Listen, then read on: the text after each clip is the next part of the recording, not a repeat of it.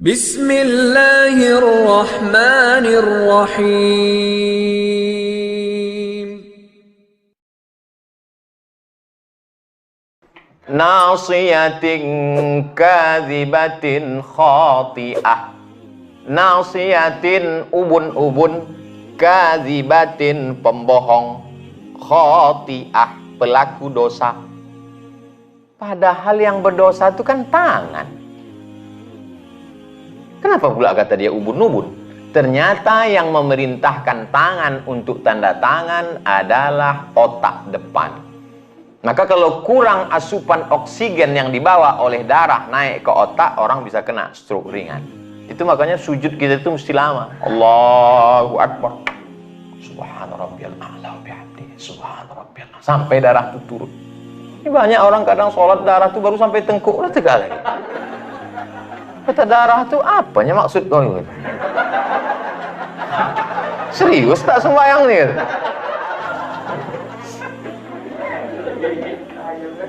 Itu maka Bapak Ibu sehat-sehat, segar-segar. Padahal tugas di PTA ini berat.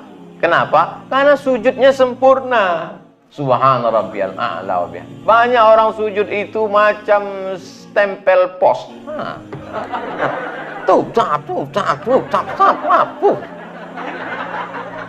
mentang-mentang tempat kerja dia pakai martil, cepat dia buat. Ini berpengaruh luar biasa darah ini. Nasiyatin ubun-ubun, kadzibatin pembohong, khati'atin pelaku dosa. Padahal yang melakukan dosa kaki, padahal yang melakukan dosa tangan, padahal yang melakukan dosa mata, padahal yang melakukan dosa telinga, yang melakukan dosa maaf kemaluan. Tapi kenapa dikatakan ubun-ubun? Karena semua perintah itu datang dari ubun-ubun. Maka kalau khawatir handphone kita itu disadap orang, ditelepon. Ini siapa yang memerintahkan ini? Ubun-ubun. Sini atas. Jangan ubur-ubur. Ubun-ubun inilah yang memerintahkan. Itulah makanya ketika kita wudhu itu yang diusap kepala ubun-ubun. Ambil air. Mazhab Syafi'i, ubun-ubun. Saya kalau ceramah buka topi, itu tujuannya untuk mempraktikkan langsung. Yang kedua untuk ngasih tahu, saya tak gundul. Yang gundul jangan tersinggung. Tak ada niat mau menyindir. Jadi itulah makanya kepala itu diusap. Dan ternyata kata pakar otak, saya pernah didudukkan satu majelis dengan pakar otak. Kalau saya pakar di bidang otak-otak. Pakar otak didudukkan sama saya membahas ayatnya, dia membahas otak. Kata dia, otak kita nih Pak Ustadz, itu di-scan satu hari 5 kali. Ada alat scannernya. Subhanallah, Masya Allah. Sama macam ajaran Islam. Satu hari kita men-scan kepala 5 kali. Subuh, zuhur, asar, maghrib, isya. Itu yang jamaah webinar. Adapun di PTA, tahajudnya, duha. Itu maka mereka mendapatkan kedudukan yang mulia, yang terhormat, yang luar biasa. Jadi setiap saya mengatakan itu bisa jadi doa, belum terwujud. Jadi kalau saya berdoa untuk saudara saya, dikirim Allah malaikat. Apa kata malaikat? Amin, kabulkan doa orang ini, walaka mithluh, maka kau dapat sama seperti yang kau doakan. Lalu apa bentuk efeknya terhadap makanan tadi Pak Ustadz? Apa pula yang merubah integritas kita? Maka sesungguhnya segala yang kita makan mempengaruhi cara berpikir otak.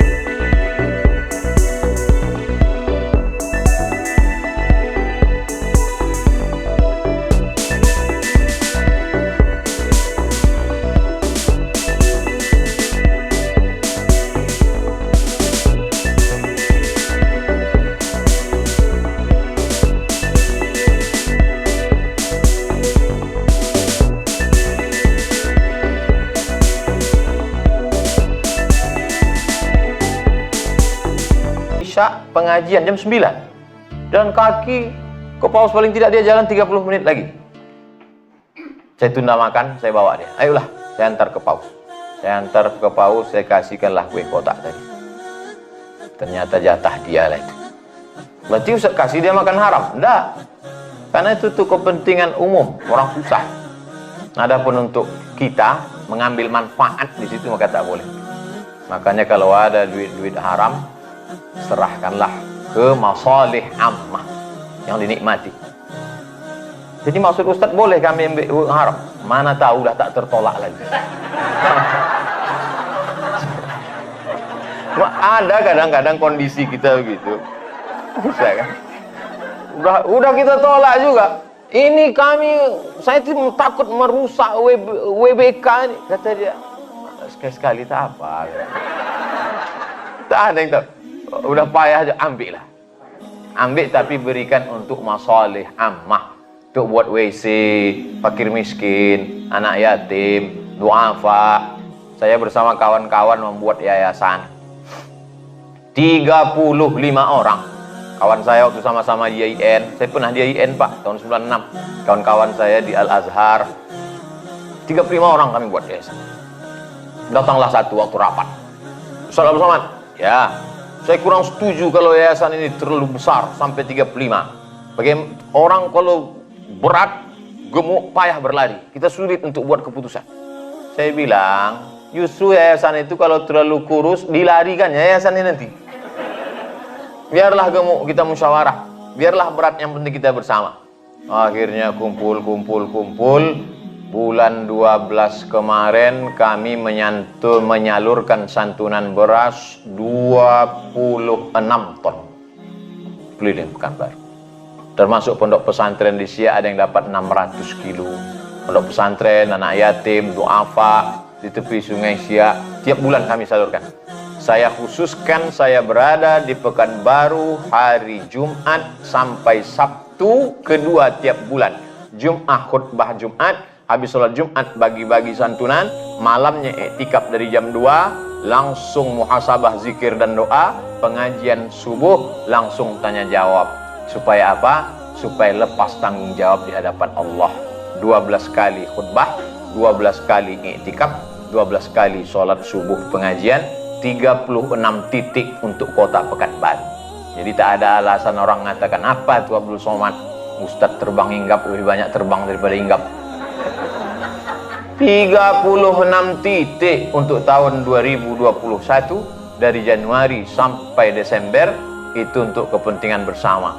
Jadi kalau ada yang tiada komen-komen di Instagram, di YouTube, Ustadz Abdul Somad kok nggak ada pengajian di Pekanbaru? Kau tak datang. Bapak Ibu yang dimuliakan Allah Subhanahu wa taala, itu menjaga bagaimana jangan sampai nasiyatin kadzibatin khati'ah.